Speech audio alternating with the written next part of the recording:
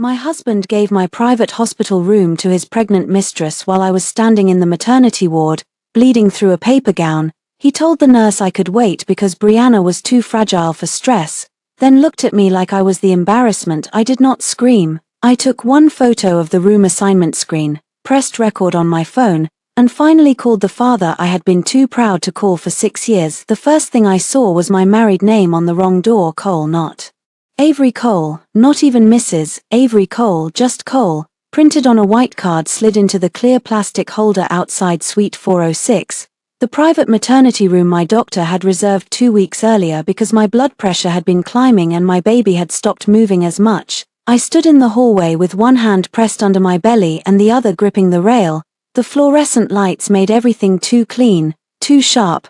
A nurse I had never seen before glanced from my face to the tablet in her hand. "I am sorry," she said. "Suite 406 is already occupied. My doctor reserved it," I said. My voice came out thinner than I expected. "Dr. Moore told me to come straight here." The nurse looked uncomfortable. "The room was reassigned about 40 minutes ago." "To whom?" She hesitated. That hesitation told me more than the answer. The door opened. My husband stepped out holding a cup of warm water and a folded blanket. Nathan looked perfect, as usual. Dark coat, clean shave, expensive watch. Expression trained into concern for an audience. Behind him, through the narrow opening, I saw Brianna Vale lying against a mountain of pillows. She was 6 months pregnant, not with my child, with his. Her blonde hair was spread over the pillow like she had arranged it for a photograph. One hand rested on her stomach. The other held the phone Nathan had probably just handed back to her. She looked at me and did not even pretend to be surprised. "Avery," Nathan said. I looked at the cup in his hand. I had called him from the car 15 times. He had not answered once. My contractions had started that afternoon, early and irregular, then turned into sharp waves that made me bend over the kitchen counter. Our 5-year-old daughter, Emma, had cried when she saw me breathing through the pain. I had called Nathan, then his assistant, then the hospital. In the end, our neighbor drove me while Emma sat in the back seat holding my coat. Now Nathan stood in front of the room that was supposed to be mine, carrying water for another pregnant woman. "Nathan," I said, "why is she in my room?" He glanced at the nurse as if I had said something rude at a dinner party. "Keep your voice down." I laughed once. It was not a happy sound. My voice. Brianna shifted in the bed behind him. "Nathan, it is okay. I can move if she wants to make this dramatic." There it was. Soft voice. Poison wrapped in silk. Nathan turned halfway back toward her. "No, you are staying where you are." Then he faced me. "You are stronger than this," he said. Brianna's blood pressure spiked. She was scared. "You know how hospitals are. Rooms open, rooms close. It is not personal. It is my hospital room. It is a room, Avery. It is the room my doctor arranged because I am high risk. You are not in active danger." A contraction hit before I could answer. I bent over, both hands on the rail, my breath catching. The nurse stepped forward. "Mrs. Cole, we need to get you assessed." Brianna's voice floated out from the room. Maybe she should sit down somewhere. Somewhere, not the bed with my name on the schedule, not the room my medical file had flagged. Somewhere. Nathan reached for my elbow. "Come on, do not make this ugly in public." I pulled away. His fingers froze in the air between us. For 6 years, I had made everything easier for him. I had made excuses when he missed Emma's preschool recital because of investor calls. I had smiled when his mother corrected my parenting in front of guests. I had transferred money quietly when his company payroll ran short and he said he would pay it back after the next funding round. I had believed marriage meant patience, but patience was not supposed to feel like being erased. Who authorized the room change? I asked the nurse. Nathan's eyes sharpened. "Avery." The nurse swallowed. "The request came from Mr. Cole." I looked at him. He lifted his chin. "I am your emergency contact." "For me," I said, "not for her." He lowered his voice. "Brianna is carrying my child." The hallway went silent. A woman at the nurse's station looked down at her paperwork. An older man sitting with flowers in his lap stared at the floor. The nurse's eyes widened for half a second before she controlled her face. My mouth went dry. I had known about Brianna for 21 days. I had found the first message by accident when Nathan left his laptop open. "She kicks every time you call." Maybe he already knows his father's voice. I had stared at the screen for so long the letters blurred. Nathan had said it was emotional confusion, a mistake, a complicated situation. He had said he was trying to do right by everyone. He had said I was still his wife, but he had never said the quiet part in public until now. She is carrying your child, I repeated. And I am carrying what? He looked down at my belly, then away. That tiny movement was the knife. The nurse touched my arm. Mrs. Cole, please, we need to check you. I nodded, then I took out my phone. Nathan noticed immediately. What are you doing? I pointed the camera at the room sign, the open doorway, the whiteboard inside the room where someone had written Brianna Vale, patient, under support person, in blue marker. It said Nathan Cole, husband. My hand did not shake. Nathan, I said, still recording. Did you tell this hospital that Brianna Vale is your wife? His face changed, the careful concern vanished, replaced by something harder. Turn that off. Did you? Brianna sat up. This is harassment. I kept my eyes on Nathan. Answer me. He stepped closer. Avery, you are emotional. You are in pain. This is exactly why I said you needed to calm down before making decisions. There it was again, emotional, unstable, difficult. Words men used when they wanted witnesses to doubt a woman before she even spoke. I saved the recording and slipped the phone into my pocket. Get me another room, I told the nurse. Any room, and I want the room reassignment record preserved. Nathan gave a short laugh. Preserved? Yes, you think this is a lawsuit? No, I said, I think this is the first honest thing you have done in months. His jaw tightened, another contraction tore through me. This one was worse. I leaned against the wall and tasted metal. The nurse's face changed from discomfort to alarm. We are moving her now. Nathan reached for me again. Avery, wait. I looked at his hand until he dropped it. You chose your room, I said. I will choose mine. They put me in an observation bay. Behind a curtain, not a room, a bay. I could hear a woman coughing on the other side. Someone's monitor beeped too fast. A cleaning cart rattled past every few minutes. The sheet under me was thin. My back ached. My baby shifted low and heavy. The nurse, whose name tag read Carla, checked my blood pressure twice. Her mouth tightened. I am calling Dr. Moore, she said. Carla, I said, I need a copy of whatever shows that my room was changed. She glanced toward the hallway. I cannot promise what administration will release tonight.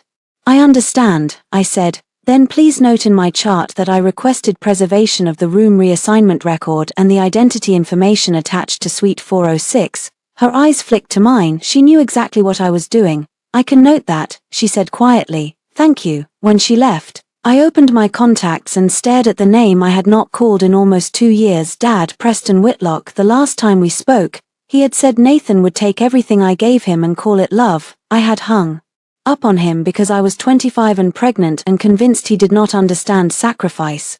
Now I lay in a hospital bay while my husband tucked his pregnant mistress into my bed.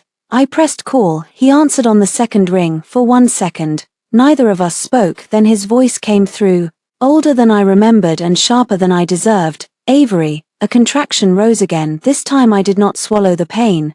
Dad, I said, I need help. The silence on the line became something solid. Then he said, where are you? Street, Catherine's, maternity ward. What happened? I looked at the curtain. Beyond it, Nathan's voice murmured in the hallway, low and angry. I closed my eyes. Nathan gave my hospital room to his pregnant mistress. My father did not curse. He did not shout. He only said, I am on my way. Do not sign anything. Do not let anyone move your daughter. And Avery, yes, start saving everything. I looked down at my phone. The recording was already there. The photo was already there. For the first time that night, through the pain and humiliation and fear, I felt something colder than heartbreak. Control. Dr. Helen Moore arrived 13 minutes after my father's call. She did not arrive alone. Carla came with her, pushing a cart. Another nurse followed with a fetal monitor. Dr. Moore had delivered Emma 5 years earlier, and she knew my history better than Nathan did. She knew about the bleeding scare, the emergency surgery, the long recovery, the way my body had treated pregnancy like a negotiation it could walk away from at any second. She pulled back the curtain and took one look at me. Why are you in observation? I stared at her. Carla answered before I could. Suite 406 was reassigned before Mrs. Cole arrived. Dr. Moore's face did not change much, but her eyes went flat. Reassigned by whom? Carla looked at me, then back at Dr. Moore. The request came through the emergency contact. Dr. Moore turned to me. Nathan, I said. Her jaw tightened. The fetal monitor straps were cold against my stomach. I watched the line jump and dip on the screen while Dr. Moore read the numbers. My baby's heartbeat was there, fast and stubborn. I clung to it. Your blood pressure is too high, Dr. Moore said. You are contracting, and the baby is not tolerating every contraction well. We are admitting you. I know, you should have been in a quiet room already. I know that too. Carla adjusted the monitor. Administration is trying to find another suite. Trying? Dr. Moore asked. Carla said nothing. I looked past them toward the curtain. I could hear Nathan's voice outside. Where is my wife? My whole body went cold. Carla stepped out before he could come in. Mr. Cole, the patient is being assessed. I am her husband. Dr. Moore pulled the curtain open herself. Nathan stood there with his phone in hand, irritation carved into his face. He looked less polished now. His hair was slightly out of place. He hated being challenged in front of staff. Dr. Moore, he said, switching instantly into charm. There has been a misunderstanding. I agree, she said. My high-risk patient was placed in observation after her room was reassigned without my approval. His smile flickered. Brianna had a medical issue. Brianna Vale is not my patient. She is pregnant. So is my patient. He glanced at me. Avery is upset. Dr. Moore did not look at me. She kept her eyes on him. She is in preterm distress with severe hypertension. Nathan's mouth closed for a brief second. He looked ashamed, then he recovered. I did not know it was that serious. I laughed softly from the bed. He looked at me, annoyed. You did not answer your phone, I said. You did not ask the nurse. You did not call my doctor. You made a decision because Brianna wanted my room. That is not fair. No, I said, it is not. Dr. Moore turned to Carla. I want the transfer log printed and placed under administrative hold. I also want legal risk notified that my patient requested preservation. Nathan's head snapped toward her. Legal risk. Dr. Moore's voice stayed calm. When a high-risk maternity patient's assigned room is changed to another patient by someone claiming authority.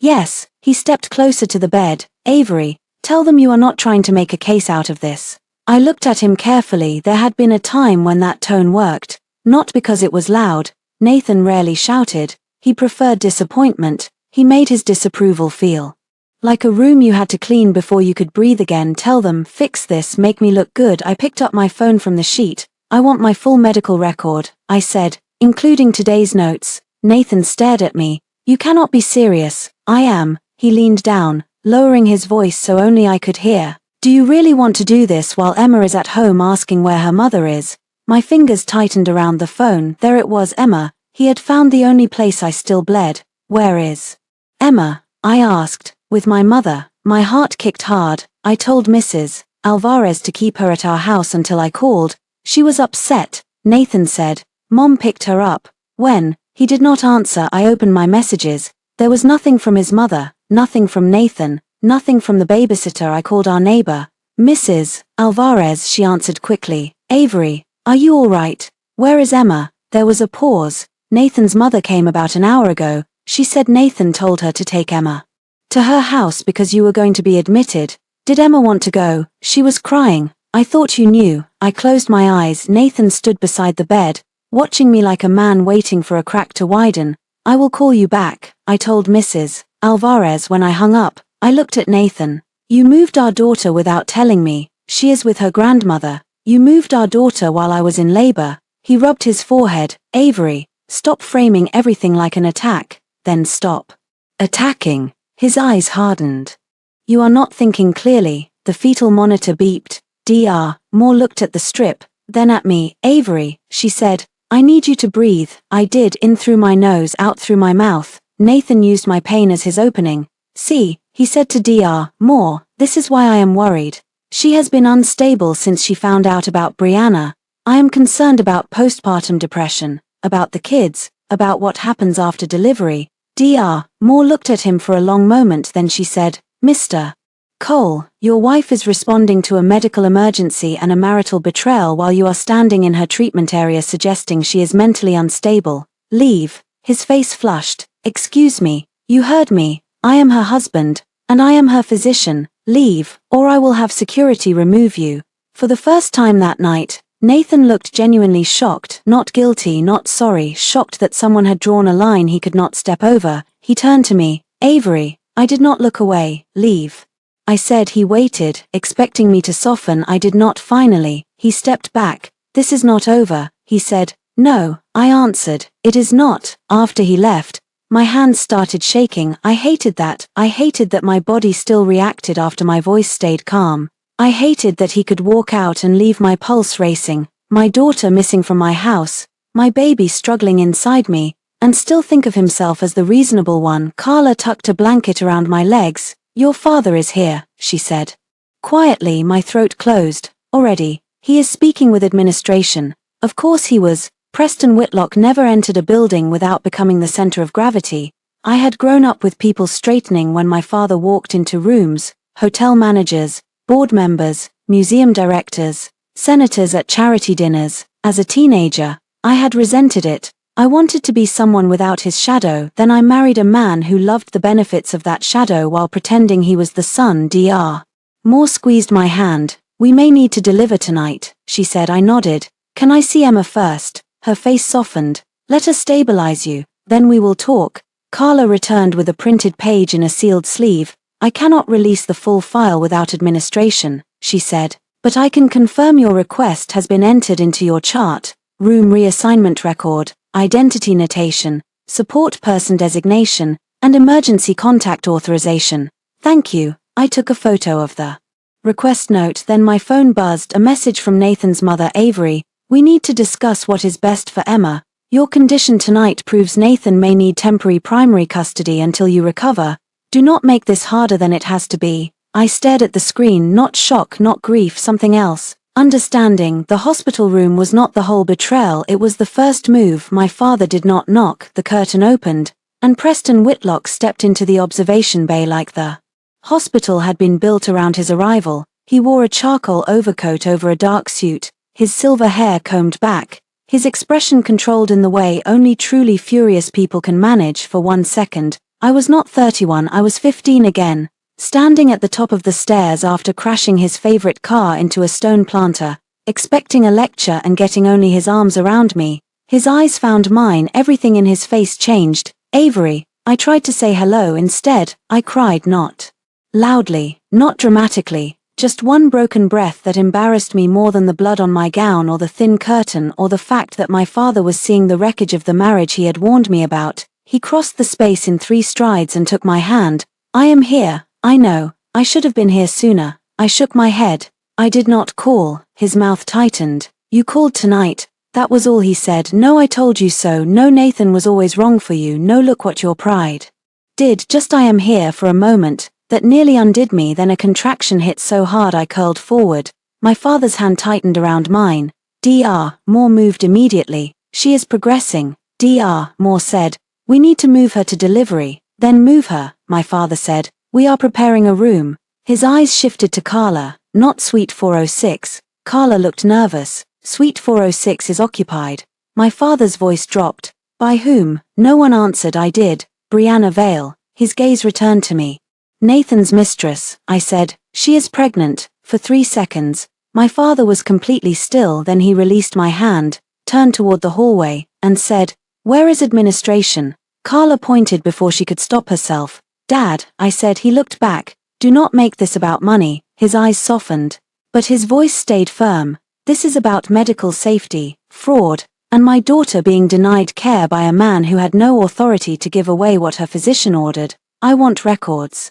I said, not revenge. You will have both if the facts support it. That was my father, comfort with teeth. He stepped into the hallway. I heard voices change, first Carla's careful tone, then an administrator's polished apology. Then Nathan, what the hell is he doing here? My father's answer was quiet enough that I could not hear every word, but I heard Nathan's reply. This is a private family matter, my father said. You made it public when you put your mistress in my daughter's room and called her Mrs. Cole. Silence, then Brianna's voice, shaky but still sweet. I never asked for this drama. I was told the room was available. My father did not answer her. That silence must have been worse than insult. Dr. Moore closed the curtain and leaned over me. Avery, focus on me. Your father is handling the hallway. You handle breathing. I almost laughed. The baby's heartbeat dipped again. The laugh disappeared. Is she okay? I whispered. She needs to come soon. Fear cut through everything else. Nathan, Brianna, my father, the room, the records, the future, none of it mattered as much as the small heartbeat on the screen. Then let us do it, I said. They moved me to a delivery room on the other side of the ward, not a suite, not private, but clean, ready, staffed. That was enough. As they wheeled me past suite 406, the door was open. Brianna sat upright in bed while Nathan stood beside her. She was crying now, or pretending to. His hand rested on her shoulder. They both looked at me as I passed. For once, I did not feel small. I looked at the whiteboard inside the room. Brianna Vale, support person. Nathan Cole, husband. My phone was in my hand. I took one more photo. Nathan saw. Avery, stop. The bed kept rolling. I did not answer. Labor blurred time. Pain came in waves that erased language. Dr. Moore's voice guided me through each one. Carla counted. Another nurse pressed cool cloths to my forehead. My father waited outside because I asked him to. Nathan tried to come in once. Dr. Moore blocked him. The patient does not consent. She is my wife, he said. She is my patient. I am the father. I turned my head toward the door. No, I said, not in this room. The words cost me more strength than I had, but they landed. Nathan stared at me through the narrow opening for a second. His face looked almost wounded. Then the door closed. 3 hours later, my daughter was born, small, angry, alive. Her cry was thin at first, then sharp enough to slice the room open. Dr. Moore placed her against my chest, and the world narrowed to damp skin, tiny fists, and the impossible weight of a life that had chosen to stay. Hi, I whispered. Hi, Clara. I had not told Nathan the name. I had chosen it weeks ago while sitting alone in Emma's room after he missed another dinner. Clara meant bright. I needed something bright. Carla took photos for me. My father came in after they cleaned me up, and when he saw Clara, his face broke in a way I had only seen once before, at my mother's funeral. She looks like you, he said. She looks angry.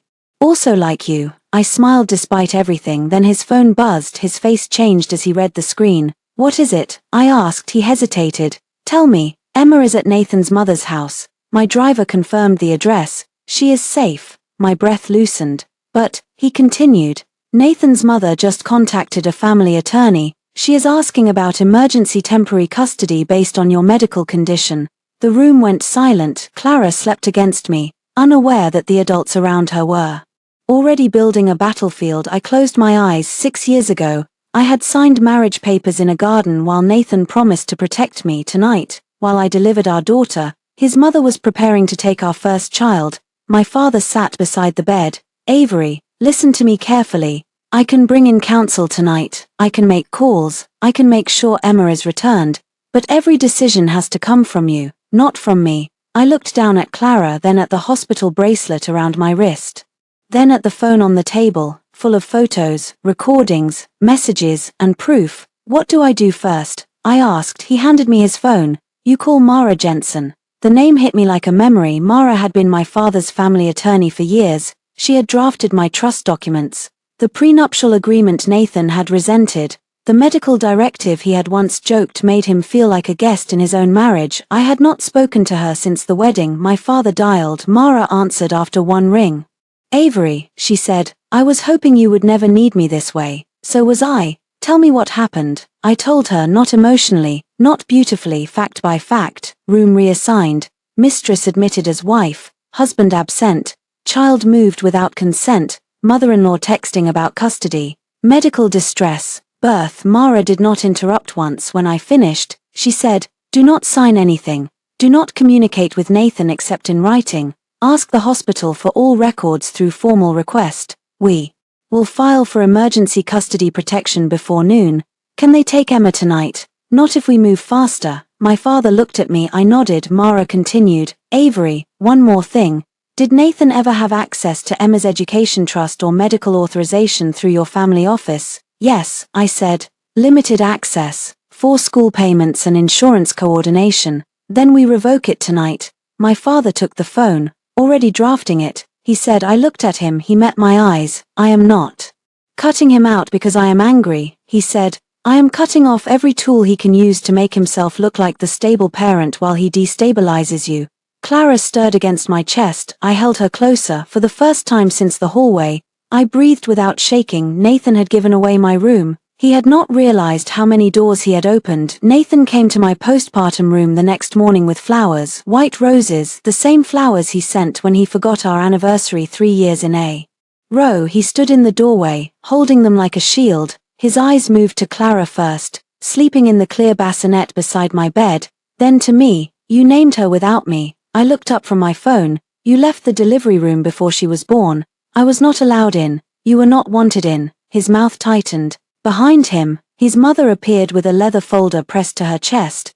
Diane Cole wore pearls to hospitals. She wore perfume to funerals. She believed presentation was proof of character. Avery, she said, we are relieved you and the baby are safe. I said nothing. She stepped inside without waiting to be invited. Nathan placed the flowers on the counter. I did not look at them. Diane glanced at my father, who sat in the chair near the window reading emails on his phone. Preston, she said with brittle warmth, this is a family matter. He did not stand. My daughter is my family. Diane's smile thinned. Of course. Nathan cleared his throat. We need to talk calmly.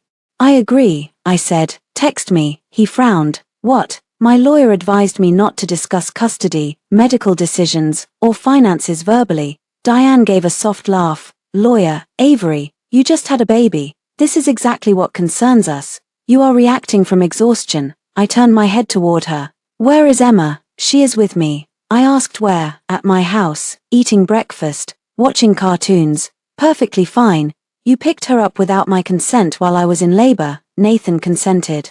I am her mother, and Nathan is her father, Diane said, which is why we need structure during this difficult period. She opened the leather folder. There it was. The first sheet looked harmless. Temporary family support plan. A soft title for a blade. Diane placed it on the rolling table in front of me. Nathan and I spoke with counsel. This simply allows Emma to remain with us for a few weeks while you recover.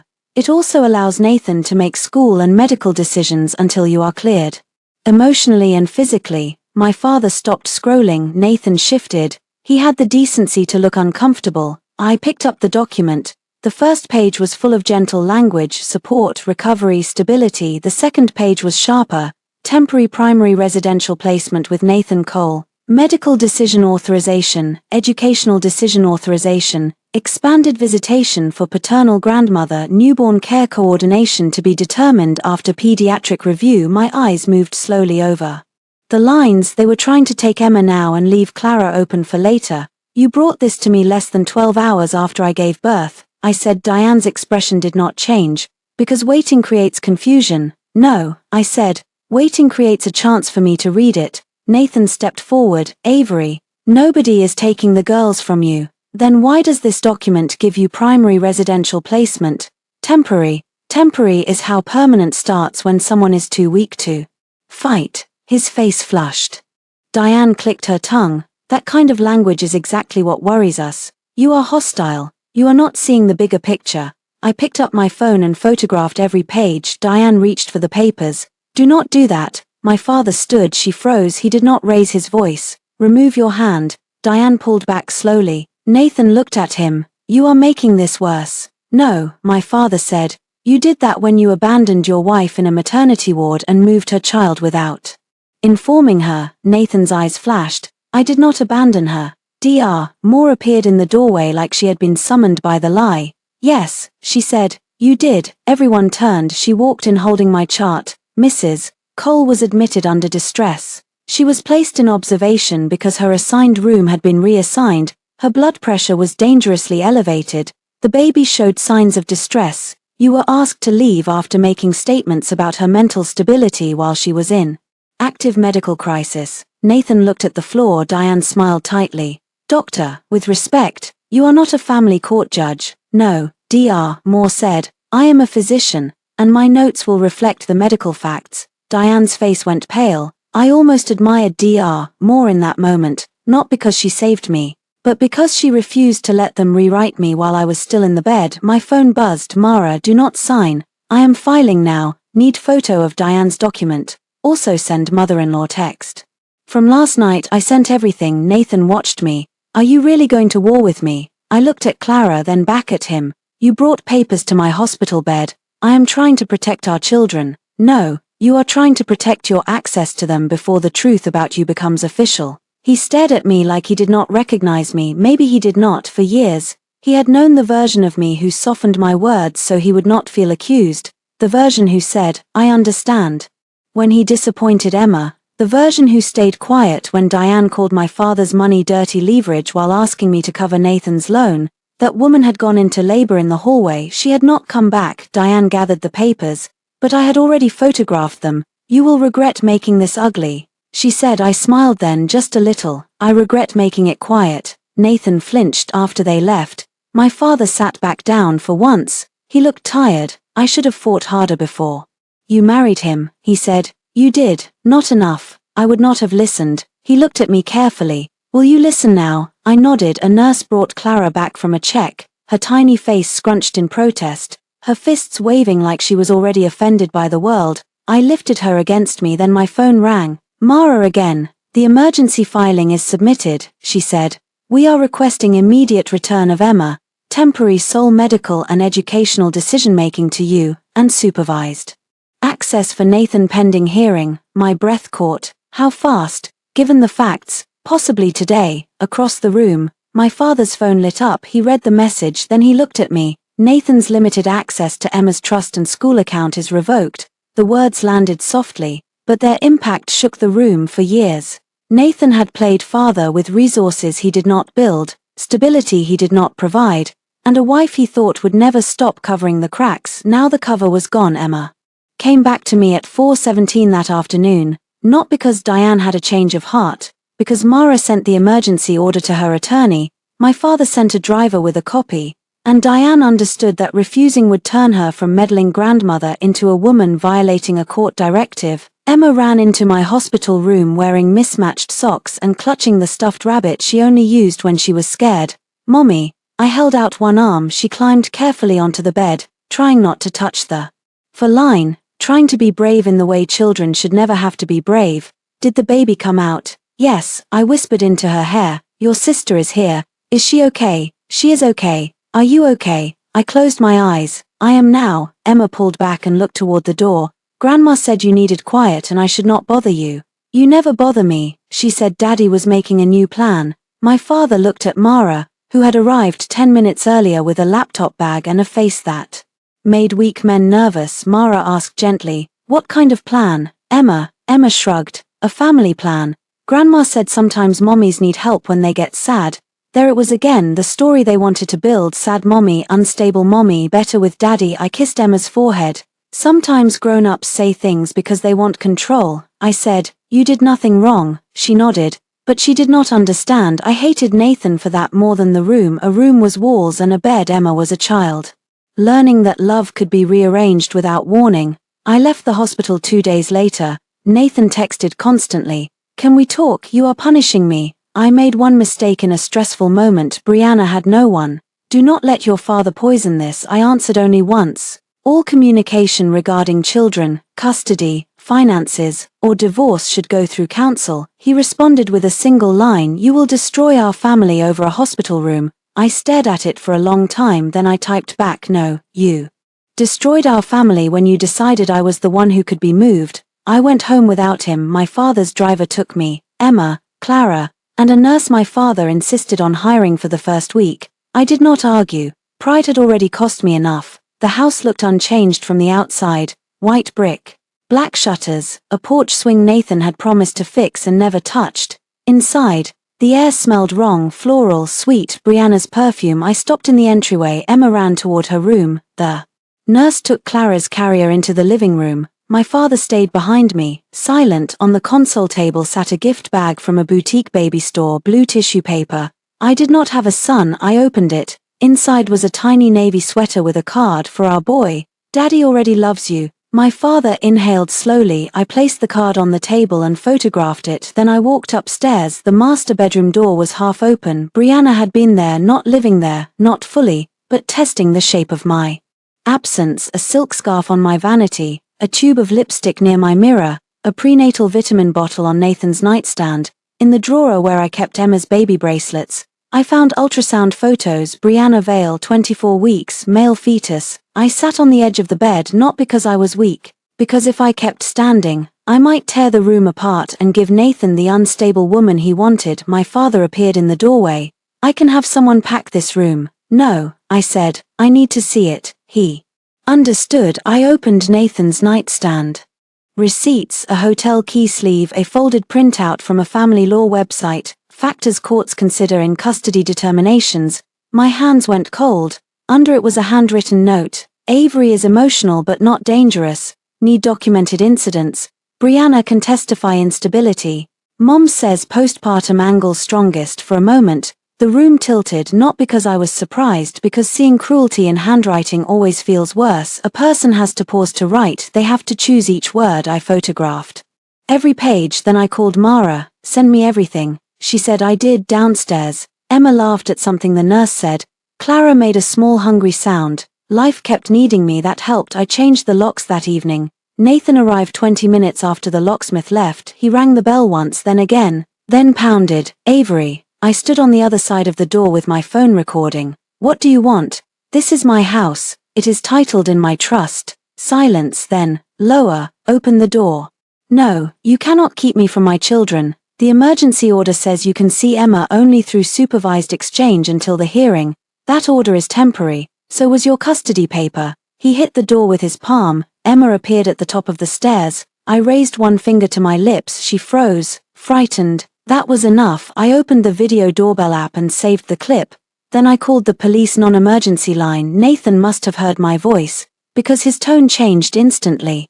Avery, do not do this. I am just trying to see my daughters. I opened the inner door but kept the chain locked. He stood on the porch holding a teddy bear and a bag of diapers, performing fatherhood for any neighbor watching. Emma is scared, I said. His face shifted. Because you are turning her against me. No. Because you are pounding on the door 2 days after I gave birth. He looked past me. Emma, honey, Daddy loves you. I shut the door. My body shook again. This time, I did not hate it.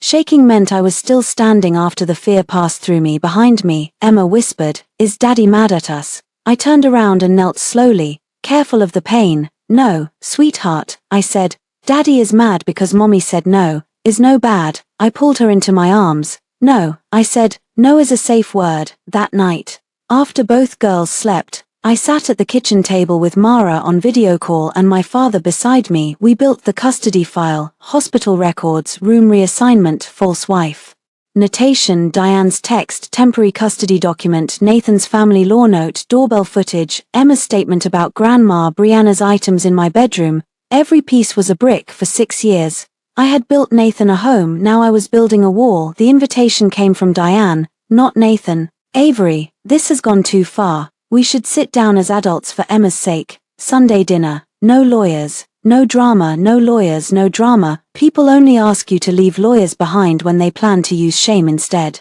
of evidence. Mara told me not to go. My father told me the same thing in a quieter way. But I went, not alone. I brought a small recorder clipped inside my coat, which Mara said was legal in our state because I was part of the conversation. I brought copies of the emergency order. I brought no children. That was my first boundary. Diane opened the door wearing cream cashmere and moral superiority. You came, she said. I said I would. Her eyes moved behind me. Where are the girls? Safe. With your father. With someone who respects court orders. Her mouth tightened. Inside, the dining room was set like a holiday meal. Roast chicken, crystal glasses, candles, the good silver. Nathan sat at the far end of the table. Brianna sat beside him with one hand on her stomach. She wore pale blue. Of course she did. A seat had been placed for me across from them, like I was a guest invited to witness my replacement. Nathan stood when I entered. You look tired, he said. I had a baby last week. Brianna gave me a gentle smile. Clara is a beautiful name. I looked at her. You do not get to say my daughter's name. Her smile vanished. Diane cleared her throat.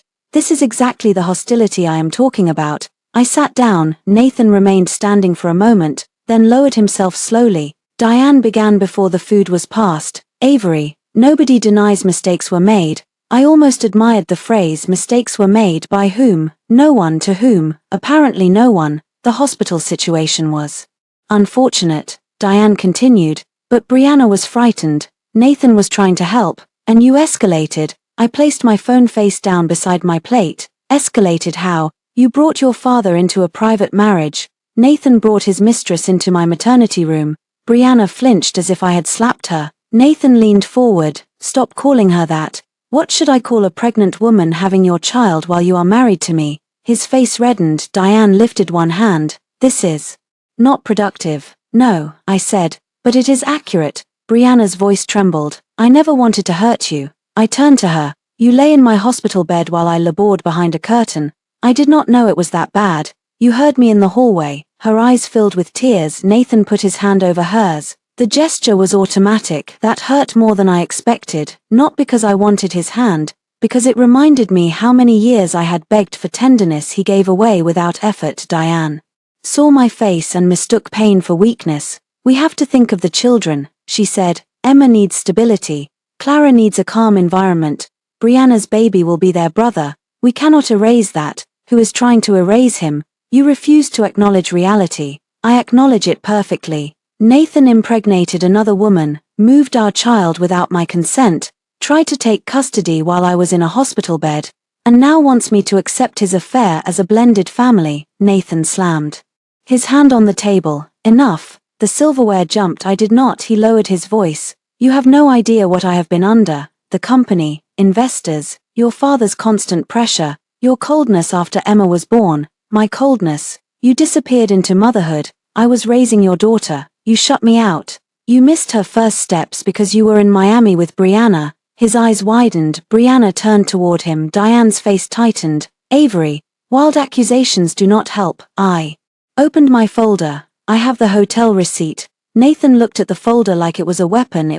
I took out the first page and placed it on the table. Miami, 2 years ago, same hotel room, 2 guests, paid from a card linked to Nathan's business account. Brianna stared at it. Apparently, she had not known she was not the first secret. Good. I placed the hospital room assignment photo next, then the whiteboard photo, then Diane's text about custody, then the temporary family support document. One by one, the dinner table changed. It stopped being a stage.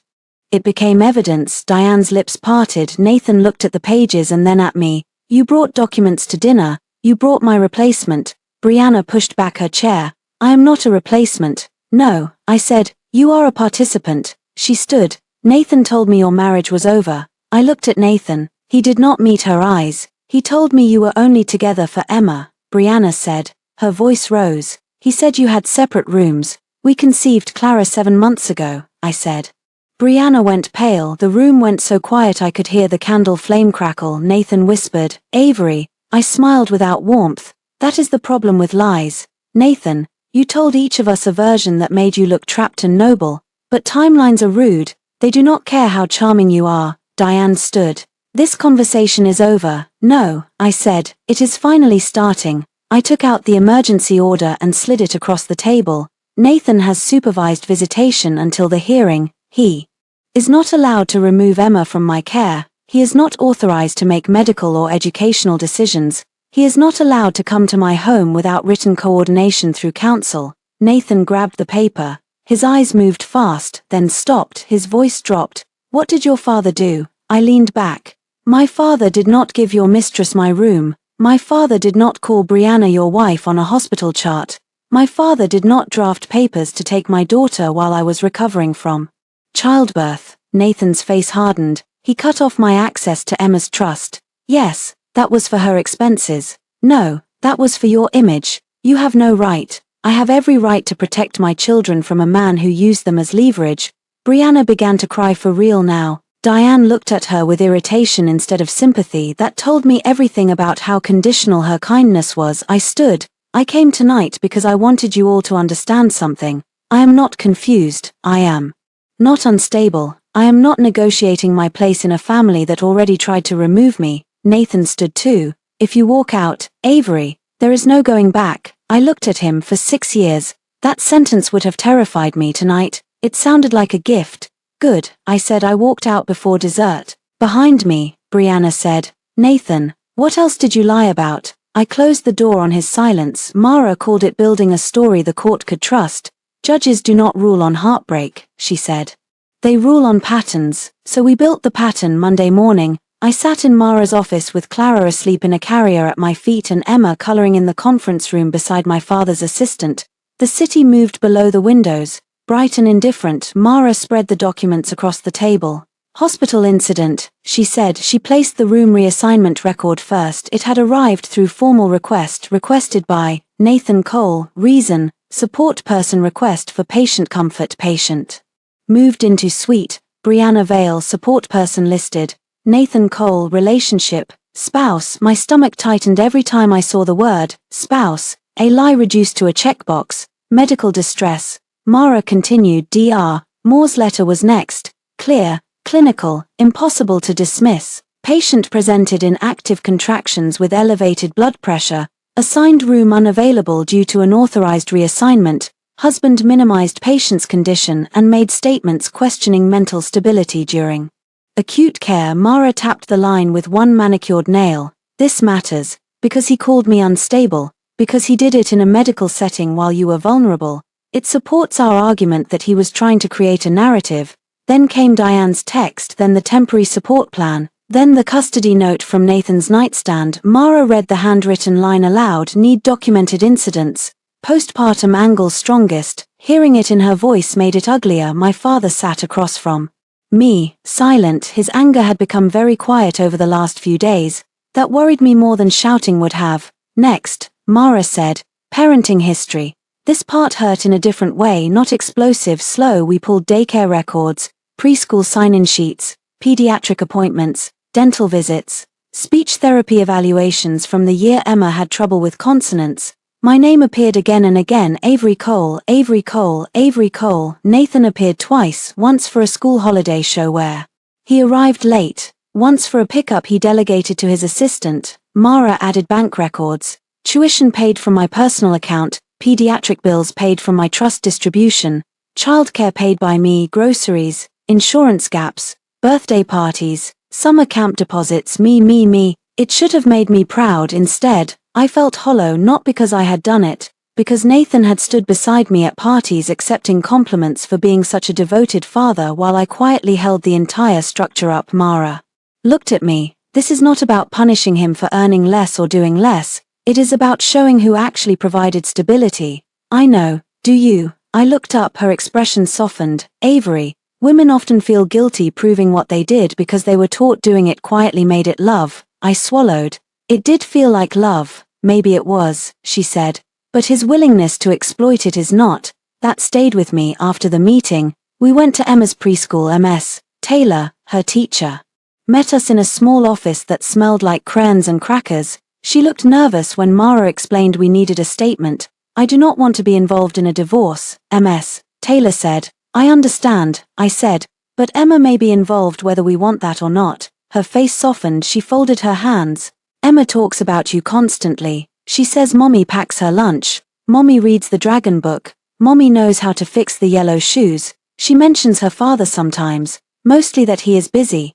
My throat tightened. Mara asked, did anyone besides Mrs. Cole pick Emma up recently? Her grandmother. Last week, Emma was crying. She said she wanted her mom. Mrs. Cole was apparently at the hospital. Did Mr. Cole notify the school of a custody change? No. Did he attempt to add anyone to Emma's pickup list? Ms. Taylor hesitated. My skin prickled. Yes, she said, a woman named Brianna Vale. The request came by email from Mr. Cole 2 days before the hospital incident. The room went still. Mara's pen stopped.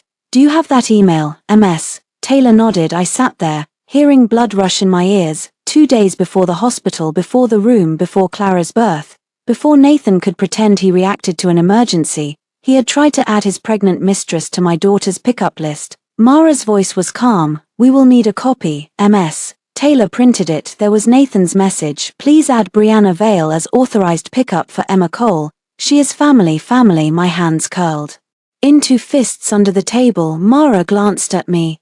Breathe. I did, but something inside me turned final. That evening, Nathan received the updated filing. He called 17 times. I did not answer. Then the texts came. You are twisting everything. Brianna was going to help. You are making me look like a monster. My mother is devastated. Emma needs her father. You cannot erase me. I waited until Mara approved one response. No one is erasing you. Your actions are being documented. He did not reply for 11 minutes. Then you sound like your father. I stared At that message, 4 years, Nathan had used my father's name like a threat, cold, controlling, ruthless, unloving. Maybe my father was not soft, but softness had not protected me. Boundaries might. The hearing was set for Thursday. Temporary custody, medical decision authority, access restrictions. Nathan's attorney requested delay. Denied. Brianna sent me a message the night before. I was not trying to take Emma. Nathan said you were overwhelmed and wanted help. He said you were planning to leave the girls with him anyway. I looked at the message, then at the sleeping baby on my chest. Brianna was not innocent, but she was useful. I replied with one sentence, send me what he told you. 3 dots appeared, disappeared, appeared again, then screenshots began to arrive. Nathan, after Clara is born, Avery will not cope. Mom thinks we can get temporary custody first. Nathan, once Emma is with us, Avery will calm down. Nathan, Bree, you will be a better daily mother than she has been lately. Nathan, do not worry about the room. I can handle hospital staff. Avery never pushes back when it matters. I read the last sentence twice. Avery never pushes back when it matters. I saved every screenshot, then I forwarded them to Mara. Her reply came quickly. This matters. I looked at my daughters sleeping in the dim room. Nathan was right about one thing. I had not pushed back before, but he had misunderstood why. I had been trying to save a marriage. Now I was saving myself. The first headline did not use my name. That was my father's doing. Whitlock Foundation pauses funding review for St. Catherine's maternity expansion after patient privacy incident. Patient privacy incident. It sounded sterile. It was not. Behind those words was a hospital room, a false spouse entry, a pregnant mistress, and a woman in labor behind a curtain. My father did not expose my private life. He did not need to. He asked one question publicly through the foundation board. How could a patient's assigned maternity suite be reassigned? Through a spouse request to another patient with inaccurate relationship information. Hospitals fear lawsuits. They fear donors more. By Tuesday afternoon, St. Catherine's opened an internal review. By Wednesday morning, Nathan's company issued a statement saying the matter was personal and unrelated to business. By noon, Brianna posted a photo of her hand on her stomach with the caption, protecting my peace and my baby from cruelty. I almost laughed. Mara told me not to respond. I did not. Brianna wanted a public fight because public fights flatten facts into sides. Poor pregnant woman, bitter wife, powerful father, complicated man. I had no interest in performing pain for strangers. Facts were enough. The hospital review meeting took place 2 days before the custody hearing in a private conference room near the administrative wing. I attended because my records were involved. My father attended as foundation chair. Mara attended as counsel. Nathan came with his attorney. Brianna came too. Although no one had invited her, she wore a cream maternity dress and a fragile expression. Nathan looked like he had not slept good. The hospital's chief administrator, Paul Reeves, began with apologies. We take this matter very seriously, my father said. Then be precise. Reeves swallowed. Yes. Preliminary findings indicate that Suite 406 was assigned to Mrs. Avery Cole under Dr. Moore's recommendation. The suite was later reassigned after Mr. Nathan Cole requested accommodation for Ms. Brianna Vale. Nathan's attorney interrupted. My client did not force hospital staff. Mara smiled. No one said force. Reeves continued. The support person field was entered incorrectly. Incorrectly how? My father asked. Reeves glanced at Nathan. As husband, the room went quiet. Brianna shifted in her chair. My father looked at Nathan. Were you married to Ms. Vale? No, Nathan said through clenched teeth. Did you tell staff you were? No. Mara opened a folder. We have a nurse's note stating Mr. Cole identified Ms. Vale as family and requested privacy because his wife was arriving later. Nathan's head snapped toward her. His attorney whispered something. Brianna looked at him. You said she was not coming until later. Nathan did not answer. Reeves looked like he wanted the ceiling to collapse. The staff member should have verified legal status, he said. Yes, Mara said. But Mr. Cole created the confusion. Nathan leaned forward. I was trying to help a pregnant woman in distress. I spoke for the first time. So was I. He looked at me. I held his gaze. I was a pregnant woman in distress. His face changed for a second. Shame surfaced again, then defense swallowed it. You had doctors. I had a curtain. Brianna's eyes filled with tears. I did not know you were in danger. You knew I was his wife. She looked down. You knew I was pregnant. Silence. You knew the room was not yours. Her hand tightened on her stomach. Nathan told me you agreed. I almost smiled. Of course he did. Mara placed another page on the table. Ms. Vale, did Mr. Cole also tell you Mrs. Cole agreed to you being added to Emma Cole's preschool pickup list? Brianna went very still. Nathan whispered. Brianna. She turned to him slowly. You said Avery needed help. My father's eyes moved from Brianna to Nathan. The room felt colder. Mara asked. Did he tell you he was pursuing custody? Brianna's face cracked, not fully, just enough for the performance to slip. He said Avery was unstable. Based on what? Brianna looked at Nathan. He did not look back. That was the moment she understood something I had learned the hard way. Nathan did not protect women. He positioned them. Brianna had thought she was the chosen one. She was only the latest tool. After the meeting, cameras waited near the main entrance. Someone had leaked the review, not us. Maybe a staff member, maybe Brianna. Before she realized the facts were worse than her caption, a reporter called out, Mr. Cole, did you register your pregnant girlfriend as your wife at Street Catherine's? Nathan kept walking. Brianna froze. Another reporter asked, Ms. Vale, did you know Mrs. Cole was in labor when you accepted her room? Her mouth opened. Nathan grabbed her elbow.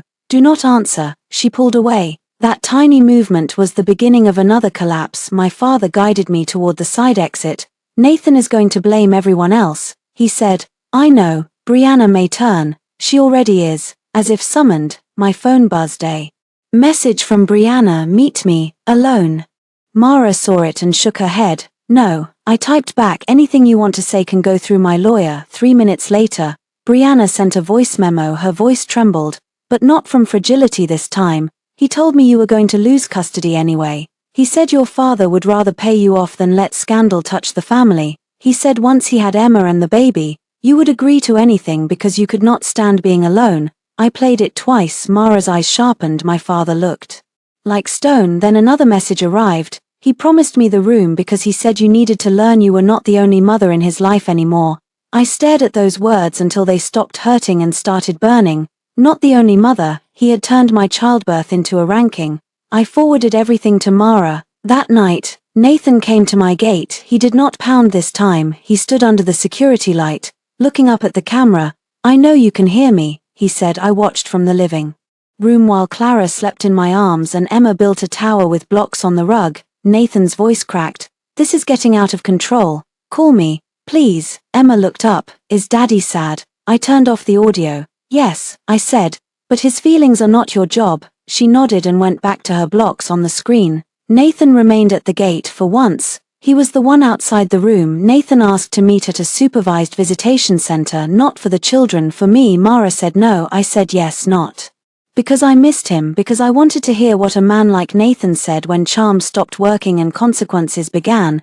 We met in a family counseling room with a camera in the corner and a staff member behind the glass. It was designed for safe child exchanges, with soft chairs, washable toys, and posters about respectful communication. Nathan arrived with flowers again, this time yellow tulips. He used to buy those when he wanted forgiveness for something he refused to name. I did not touch them. He sat across from me. You look better, he said. I am recovering. How is Clara? Healthy. And Emma? Confused, but safe. Pain crossed his face. I watched it carefully. There had been a time when I rushed to comfort any discomfort in him. A frown, a sigh, a long silence after work. I had treated his moods like whether my family had to survive. Now I let the pain sit there. I miss them, he said. I know, I miss you too. No, I said, you miss access. He closed his eyes. Avery. You miss walking into the house. You miss being called a good father. You miss having me absorb every ugly thing so you could stay clean. That is not fair. You keep saying that, because you keep turning me into a villain. I leaned forward. Nathan, you gave my hospital room to your pregnant mistress while I was in labor. His face tightened. You keep reducing our entire marriage to one night.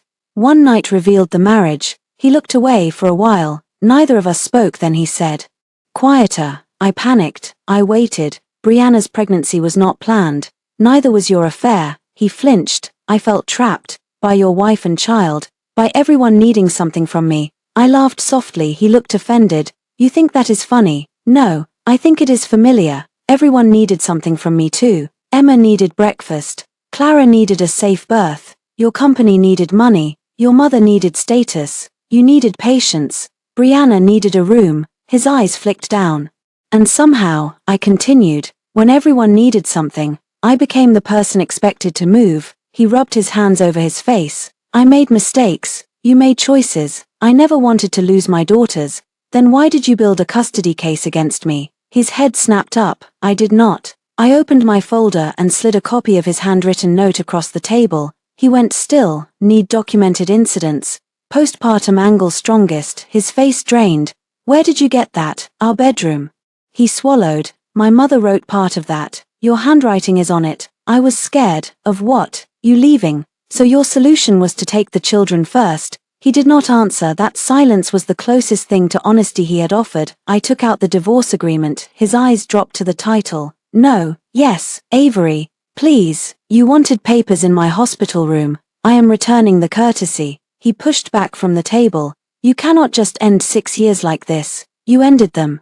I am documenting the date. I love you. The words landed with no weight. I had imagined hearing them so many times during our marriage, after lonely dinners, after cancelled plans, after I found the first message. I had imagined those words would break me open. They did not. They sounded like a password he had remembered too late. No, I said, you loved being forgiven. His eyes filled. Maybe the tears were real, maybe not. Either way, they no longer gave him power. What do you want from me? He asked. Sign the divorce agreement. Follow the custody order. Stop using Emma as leverage. Tell the truth in court. He laughed bitterly. So destroy myself? No, meet yourself. He stared at me. You sound so cold. I am not cold. I am done bleeding in front of people who call the stain inconvenient. The staff member behind the glass shifted. Nathan noticed and lowered his voice. What about Brianna? What about her? She is pregnant. This is complicated. It is simple for me. She is carrying my son. And I carried your daughter while you called another woman your wife on a hospital chart. His mouth closed. I stood. He reached across the table. Avery, wait. I looked at his hand. He pulled it back. Good. There is one more thing, I said. He looked up, desperate enough to hope. Do not come to the girls' school. Do not contact my doctors. Do not send your mother to my house. Every violation goes to Mara. His hope died. You are punishing me. I am protecting us. He stood too. If you do this, my attorney will argue parental alienation. They will ask for psychological evaluation. They will bring up your estrangement from your father. They will bring up postpartum instability.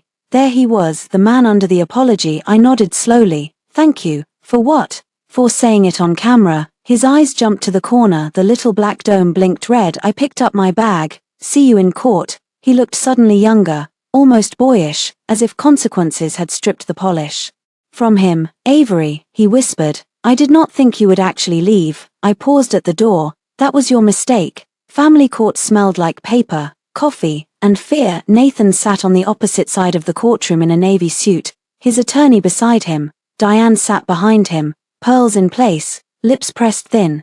Brianna was not there. Her absence was louder than her presence would have been. My father sat behind me. He did not touch my shoulder or whisper advice. He had learned this was mine. Mara stood when the judge entered. Judge Elaine Porter had the calm face of a woman who had heard every version of people behaving badly and calling it love.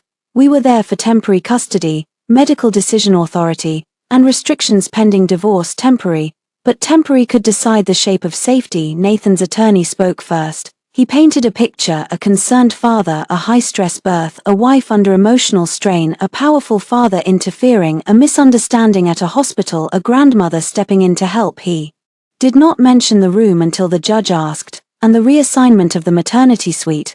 Nathan's attorney cleared his throat, an unfortunate accommodation request made during a confusing medical situation. Judge Porter looked at Mara. Mara stood. Your Honor, confusion is not supported by the records. She walked the court through the timeline. 2:14 p.m. Dr. Moore confirmed suite 406 for me. 5:32 p.m. Nathan requested reassignment. 5:49 p.m. Brianna Vale entered the suite. 6:03 p.m. Support person field updated to Nathan Cole, relationship spouse. 6:21 p.m. I arrived in active contractions. 6:42 p.m. I was placed in observation. 7:08 p.m. Dr. Moore documented elevated blood pressure and fetal distress. No drama, no adjectives, Just facts. Facts were colder than accusations. Then came the photos, the whiteboard, Brianna's name, Nathan listed as husband. The judge looked at Nathan. Mr. Cole, are you married to Ms. Vale? No, Your Honor. Did you correct the hospital record? I did not see it. At the time, Mara clicked to the next exhibit, a still image from my recording, Nathan standing in the doorway beside the whiteboard. His face changed, Judge Porter's eyes narrowed. Mara continued. Mrs. Cole asked Mr. Cole on recording whether he told the hospital Ms. Vale was his wife. He responded by instructing her to turn off the recording. Nathan's attorney objected. The judge allowed the recording. My voice filled the courtroom. Nathan, did you tell this hospital that Brianna Vale is your wife? Then turn that off. Hearing it again made my skin prickle, but I did not look down. Next came Dr. Moore. She testified by video from her office. She explained my medical condition, the risk, Nathan's statements, his attempt to frame me as unstable while I was in active distress. Nathan looked at the table. Diane whispered something behind him. Judge Porter told her to remain silent. Then came Ms. Taylor, Emma's teacher. Her voice trembled at first, then steadied. She testified that I handled most school communication, that Emma became distressed when Diane picked her up unexpectedly, and that Nathan had emailed to add Brianna Vale to the pickup list as family. Mara showed the email. Nathan's attorney stood. Mr. Cole was attempting to create support during a complicated time.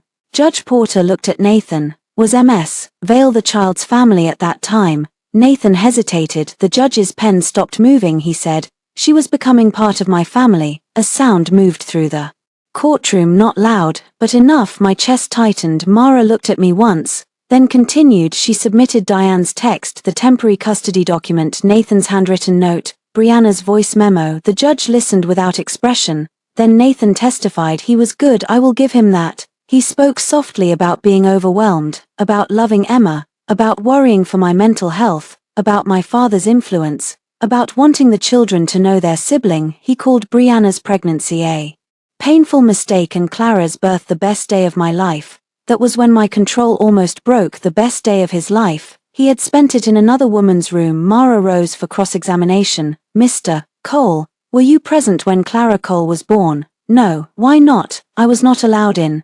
Because your wife refused consent. Yes. Before that refusal, where were you? He swallowed. In the maternity ward, in suite 406. Yes. With Ms. Vale. Yes. While your wife was in observation. I did not understand the severity. Mara turned a page. Did Dr. Moore tell you Mrs. Cole was in preterm distress? Yes. Did you leave Ms. Vale and go to Mrs. Cole? No. Did you contact your daughter Emma to reassure her? No. Did you inform Mrs. Cole before your mother removed Emma from the neighbor's care? No. Did you attempt to add Ms. Vale to Emma's preschool pickup list before Clara's birth? His jaw tightened. Yes. Did Mrs. Cole consent? No. Did you draft or discuss a plan to document postpartum instability? Nathan's attorney objected. The judge allowed the question. Nathan looked at the note in front of him. I was worried. Mara's voice sharpened. Did you write the words, need documented incidents, postpartum angle strongest? He closed his eyes. Yes, there it was. Not a shout, not a confession with music swelling, just one small word. Yes. The judge leaned back. The courtroom seemed to inhale. Mara sat down. Nathan looked at me across the aisle. His eyes were wet. I felt nothing that would change my mind. Judge Porter took 20 minutes before returning with her ruling. Temporary primary physical custody to me. Temporary sole medical and educational decision-making to me.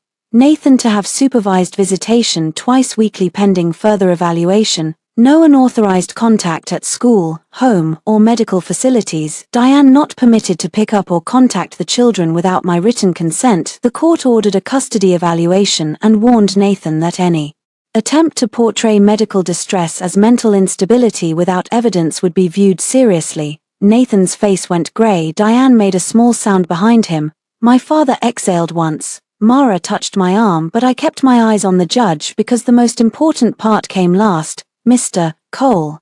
Judge Porter said, parenthood is not proven by claiming a child in court. It is proven by protecting that child's stability when no one is applauding. Nathan looked down. I thought of Emma's yellow shoes, Clara's tiny fists, the hospital curtain, the room he gave away for the first time. A person with authority had said the truth in a language Nathan could not charm his way around. Nathan's public collapse began with a statement, "I regret that a private family medical matter has been distorted by outside influence. My focus remains on my children and on healing outside influence." He meant my father. He always did. The statement was posted on his company page at 8:03 a.m. By 9:15, someone leaked the custody hearing exhibits, not the sealed parts, not the children's details, but enough: the room reassignment timeline, the false spouse entry, the preschool pickup email, the quote from his own note, postpartum angle strongest by noon, investors wanted clarification by 1, Nathan's board requested an emergency meeting by 2, Brianna posted her own statement, "I will not be used as a shield for a man who lied to 2 women and endangered a mother in labor. I was told his marriage was functionally over. I was told Mrs. Cole had consented to arrangements involving the children. I now know that was false. I read it in Mara's office. I did not feel grateful. Brianna had participated until the table turned, but truth from an imperfect source is still truth." Nathan called Mara within minutes. Mara put him on speaker with my permission. "This has gone too far," he said. His voice was ragged. Mara said, "What specifically?" "Brianna is lying." "Which part?" Silence. "Then, she is exaggerating." "Which part?" Another silence. I sat across from Mara, Clara asleep against my chest. Nathan said, "I need Avery to make a statement that I am not a danger to my children." Mara looked at me. I shook my head. Mara said, "Mrs. Cole will not be making that statement. She knows I would never hurt them." I leaned toward the speaker. "You hurt them when you tried to take their mother away from them." His breath caught. "Avery, you wanted me labeled unstable. I was scared. You wanted Brianna added to Emma's school list. I thought she could help. You wanted custody papers signed while I was in a hospital bed. My mother pushed that. You let her." He said nothing then. "Quieter. If this continues, I lose everything." I looked down at Clara. "No," I said, "you lose the things you used me to hold." He hung up. The final lie came that evening. Nathan went to his board meeting and claimed my father had manipulated the hospital, the court, and the media to punish him for marital problems. He claimed the Whitlock family had always controlled him financially. He claimed he was a devoted father being crushed by old money. It might have worked a few years earlier. It probably would have.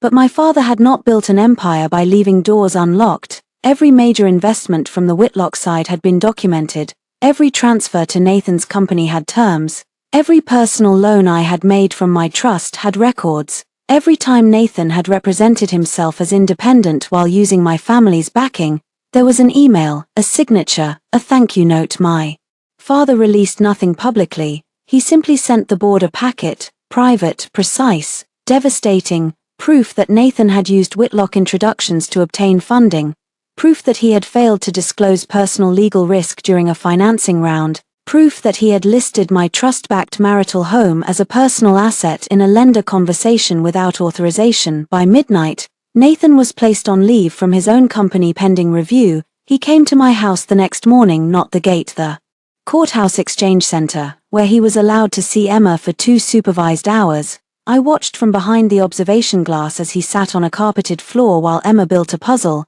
He looked smaller. Emma was careful with him, too careful. That hurt. At the end of the visit, she came back to me and whispered, "Daddy cried. I am sorry you saw that. Did I make him sad?" I knelt and held her shoulders. "No, adults are responsible for their own feelings." She looked unconvinced. I kissed her forehead.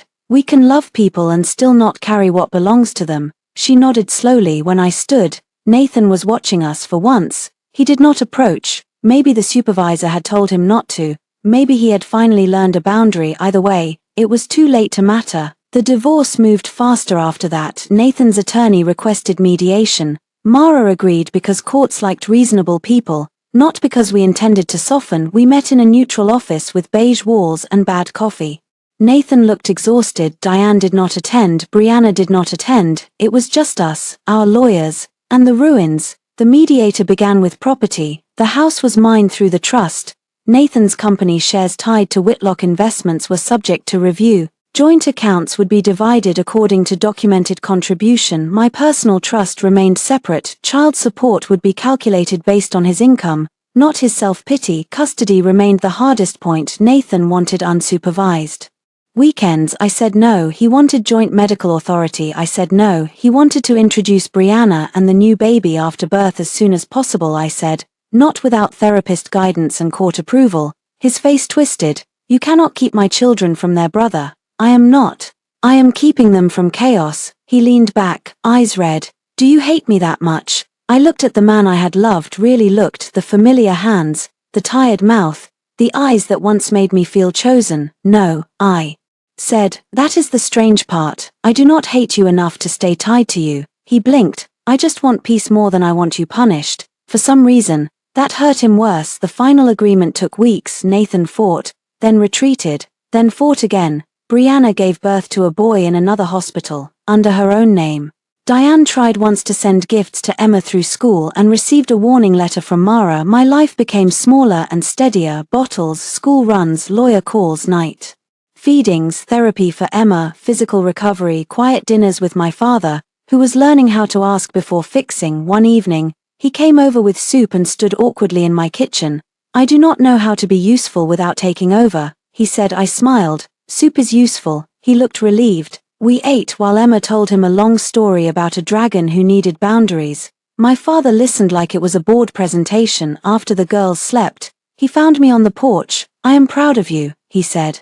I looked at the dark yard, for leaving, for not letting betrayal make you cruel. I thought about Brianna, Nathan, Diane, the room, the court. I feel cruel sometimes. That is not the same as being cruel. I wanted to believe him. Maybe one day I would. The divorce was finalized on a Thursday morning. It rained. Not cinematic rain, not storm clouds and thunder, just a steady gray drizzle that made the courthouse steps slick and everyone's shoes squeak. Nathan arrived before me. He wore the suit from our rehearsal dinner. I wondered if he knew. Maybe he did. Nathan had always understood symbolism when it served him. I wore navy and carried no umbrella. Mara walked beside me with the final documents in a leather folder. My father stayed home with the girls because I asked him to. This ending did not need an audience. Nathan stood when I entered the courtroom. I sat without looking at him. The judge reviewed the agreement. Divorce granted on grounds allowed by state law. Primary physical custody to me. Sole medical and educational decision-making to me for 3 years. Subject to review.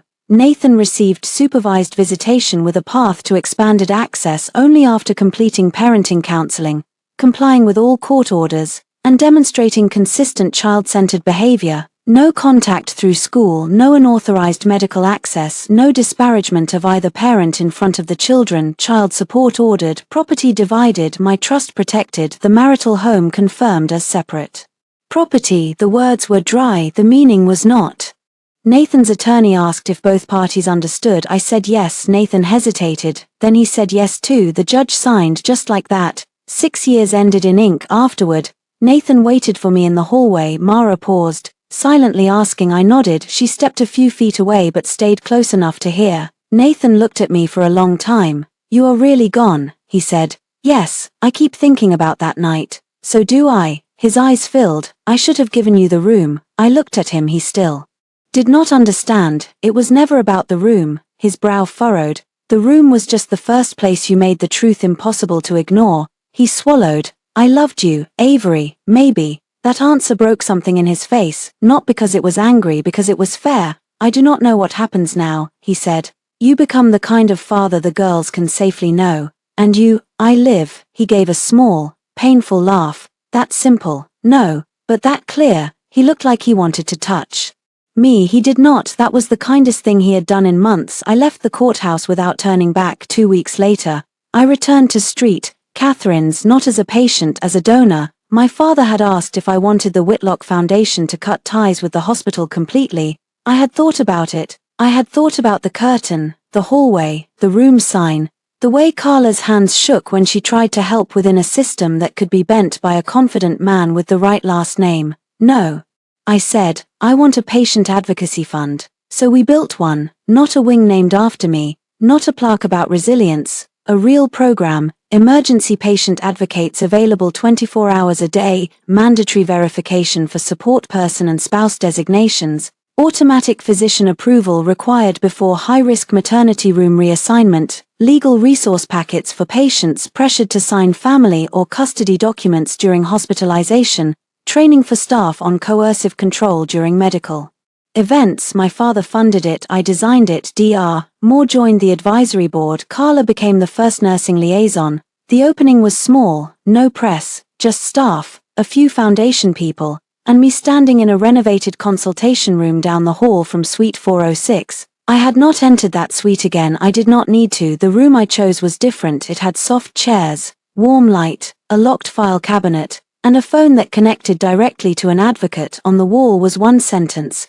printed simply, "A patient in crisis should never have to fight alone." Carla stood beside me, eyes bright. "I wish this had existed that night," she said. "Me too, but because of you, it exists now." I looked through the glass panel at the hallway for a second. I saw myself there again, one hand on the rail, one hand on my phone, bleeding, humiliated, still recording. I wanted to reach through time and tell her she was not weak. She was gathering the first brick. That evening, I went home to my daughters. Emma met me at the door wearing a paper crown. "Mommy, Grandpa made pancakes wrong." My father appeared behind her, offended.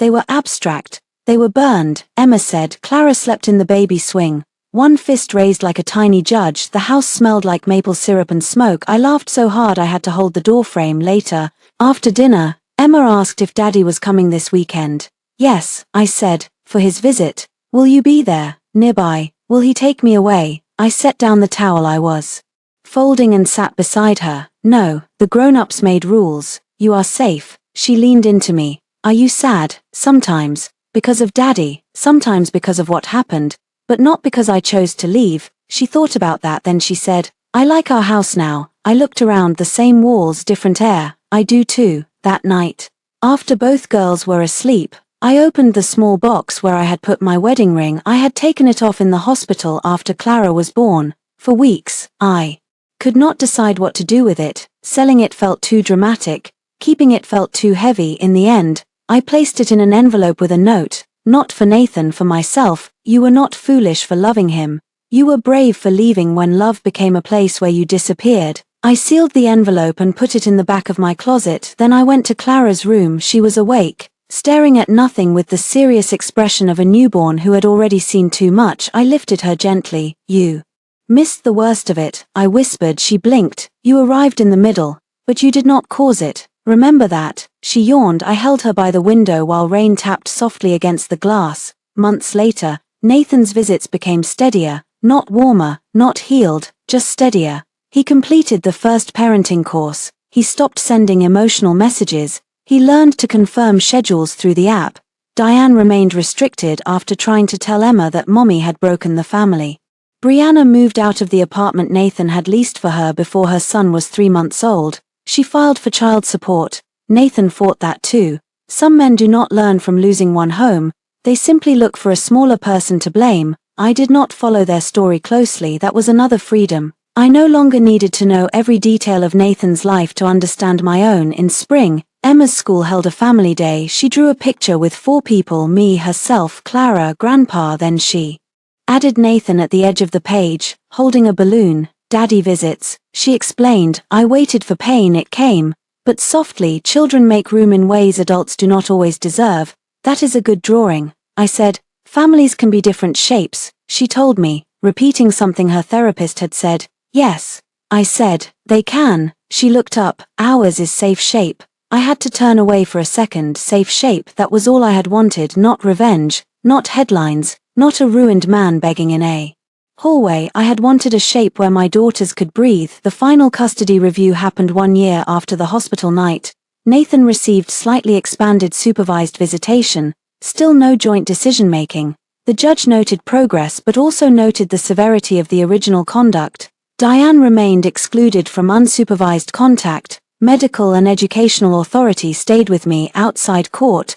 Nathan did not ask to talk. He nodded once. I nodded back. That was enough. My father walked beside me down the steps. "You okay?" I looked at the sky. "Clear this time." "Yes." He smiled faintly. "Actually okay. Or saying okay because you hate fuss." I laughed. "Actually okay." He offered his arm. I took it, not because I needed support to walk, because I had finally learned that accepting love was not the same as surrendering control. That afternoon, I took Emma and Clara to the park. Emma ran ahead, her yellow shoes flashing through the grass. Clara toddled after her, determined and furious at being slower. I sat on a bench with coffee going cold in my hand. My phone buzzed, a message from an unknown number. It was Nathan, new number. Just wanted to say thank you for letting me see the girls today. I know I do not deserve your grace. I read it once, then I deleted it, not because I was angry, because not every message needed to become a door. Emma shouted, "Mommy, look." She stood at the top of the slide, arms spread wide. "I am looking." And I was looking at my daughter, at my life, at the space I had fought for, at the future that did not require Nathan's regret to be meaningful. A year earlier, I had stood in a hospital hallway while my husband gave my room away. I thought he had taken my place. He had not. He had only shown me where I no longer belonged, so I chose a different room, a safer one, a brighter one, one with my daughter's laughter on the floor, my own name on the door, and no one inside who believed love meant asking me to disappear.